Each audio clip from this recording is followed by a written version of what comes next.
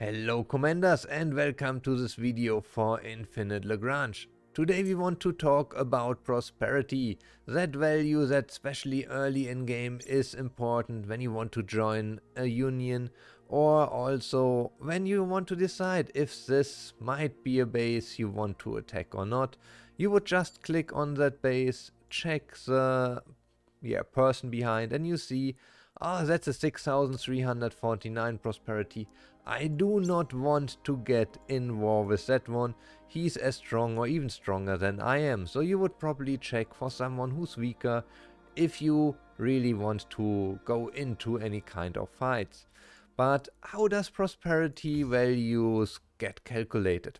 And I did read a lot of different stuff there when I started my research. The easy part is buildings. As soon as we build something, we do get prosperity.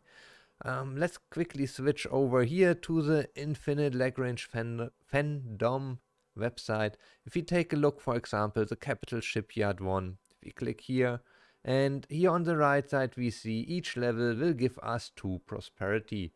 So the more you build, the more you get. So here, Military Port 1, prosperity 20 per level. So that, as said, is the easy part. Build more buildings, get more prosperity. And let's go back. I did here, so looking at my prosperity just to make sure. So we have 6499. I do have 2 buildings that I prepared here. And when I finish these buildings, we will later see that my prosperity value goes directly up. There's no delay or anything. That's the first thing. Still, no change in prosperity. I didn't had enough speed ups to show this. Another thing I heard, when you build or when you lose ships, your prosperity value changes. I did a lot of trials. I cannot see any change. No matter what I build, no matter what I scrap. Let's take, just for the purpose of this video. Oh, I don't have something small, big here. I want to take something big, because people were saying, oh, you need bigger fleets for this, or you need smaller fleets for this. But let's take a look at that. So for the purpose of the video, let's visit Banshee here. He got a full base, so there's no risk that we will kill him. And just attack him. Banshee, sorry for attacking you. This is just for the purpose of the video. Big shout out for you. Thanks for helping me here. And we will just attack him to lose 1 or 2 battle cruisers. Then we will retreat. And we will take a look how our prosperity value will look after that fight. Also, let's take a look at Banshee.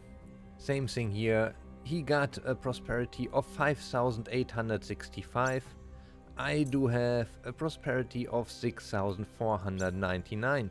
So now, when my fleet attacks him, I will lose ships, he will lose ships, and I am pretty sure if ships would be part of the prosperity value, one of our 2 values should change. Now let's see what we will encounter here. He got a few Constantines, ST-59s. Oh, that's all he got there. In the first fleet. That's a very interesting fleet. Probably, I would probably even kill a lot of that. Not sure what in the other fleets is. If you use guarding fleets like this, set them up in a way that they can survive in case you are getting attacked. You don't want that your guarding fleet is set up like this, and especially with your strongest battle cruisers just getting decimated. That is that's hurtful. So, but let's see. We just need to get a few battle cruisers destroyed. Okay, here we will. Oh, that hurts to look at. So we will destroying the 2 ST-59s very, very quickly. The Constantines will also go down very quick, while we are tanking with the Carillions nicely, and also the spear is tanking perfectly here. When we take a look at my setup, I do have the Carillions as well as the spears in the front row, and the back row will very likely be mainly attacked by the fighters that are coming out from his base and his second fleet. So let's see if we take a look at the prosperity 5865. So far nothing changed there, and for me, I didn't lose much yet, but I still also have the same prosperity 6499. Enemy eliminated. Okay, so we did eliminate his fleet. Let's take a look if he now got something that can damage me. If not, I will retreat my fleet. I don't want... Weapons hot. No, that's already his base. Okay. We will call back our fleet now. Don't want to damage his base, so let's call that back. And let's see. So we didn't lose much. We lost a few frigates. For losing the frigates, we did not lose any of our prosperity points. He did lose some of, you can also see this, I think, in the battle report when we go to the HP change. Battle losses, a total of 6. No, that's matching there. So I can't exactly tell you how many of his ships got destroyed and how many did make it back to his base.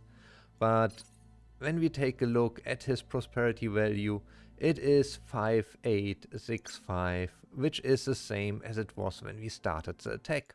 Okay, let's go even another step forward. Let's recall that fleet. Fleet composition updated. So it is back home, and just for the purpose of that video, I will scrap one of my battle cruisers. Oh, let's disband this. Fleet We composition will not have fun updated. here. Ship management, and let's take a Constantine as well as a spear. So we will scrap the damaged Constantine and we will scrap the damaged spear. We did lose in the fight a few ships, so we did kill something, but getting the kills didn't give us points, losing the frigates didn't give us points, and now, even after scrapping 2 battle cruisers, we still have the same points for prosperity. Now, I know that many of you were asking, why do I have this amount of points? I am fully built, I did build all my buildings inside the base, but there are people in my union that have more points. And the answer to that question is surprisingly simple. The answer for that is that you do also get points for every outpost and every mining station that you build. And just to show this, we are now going to build some additional mining platforms. We will place one here, and we will also go over here. So let's hold all our fleets, and I'm going to build outposts as well as mining platforms, just to give you the proof that this is how you do get these additional points in prosperity. And we are maxed out. We have 1 basic mining platform, 2 intermediate, 2 advanced. We can set up some additional outposts here. Destination locked in. As you see, so far nothing changed with our prosperity. I will continue recording that video as soon as these buildings are finished. When I was playing before, I always was building 1 advanced mining, and usually I didn't even build a second one because I already could cover enough to mine all the resources I needed. And sure, I did not build any basic minings anymore, maybe one for like making a big blockade zone or something at the enemy. But that's it. So we just got there, and as you can see, our numbers went up. We are now at 6,679 prosperity in exactly that moment that we started building the intermediate mining platform. So that gives us 70 points for an outpost, 150 points for basic mining, 180 points for intermediate mining, 250 points for advanced mining. We know buildings give us a lot of points. I just checked it for like aircraft level 3, I got 20 points, and military port level 10, I got 60 points.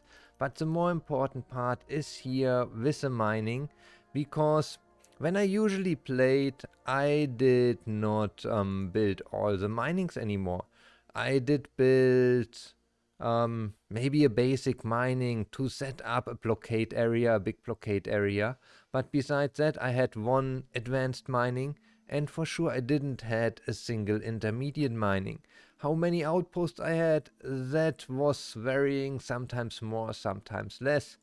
And that's exactly the point in game where you can make a lot of additional prosperity. By doing this, you can get your prosperity level up. You don't gain anything, you do not get more powerful. Having this additional intermediate mining platform here does not give me any benefit at all. When we take a look, let's hold this one just so that we are able to enter the building. You can build, or I could build 8 outposts at the moment. When I go back to my base, it might even be that I did not finish the outpost building yet. I got a little bit behind there. So let's check at the construction. So here we are exactly. You can build at the end a total of 8 outposts. You will be able to build a total of 2 basic mining platforms. You can build 2 intermediate mining platforms, and you can build 2 advanced mining platforms. If we go back to our Excel sheet for this, let's switch over there. Let's multiply 70 times 8. We do have 300 here, 360 and 500. If we sum this all up, we get a total of 1720 prosperity points. So if you did not build all your outposts, all your mining platforms, then you might be missing up to, in theory, 1700, but very likely you will have at least 1 advanced mining platform. And you also should have 2 or 3 or 4 outposts minimum. So let's subtract maybe 3. But that still leaves us with 1220 prosperity points that you might be missing just because you did not build all the buildings that might not be necessary for you.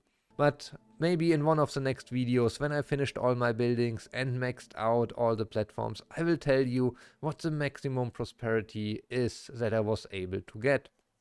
As usual, if you liked the video, give it a thumbs up, subscribe to the video, to the channel, and then I'll see you on the next video again.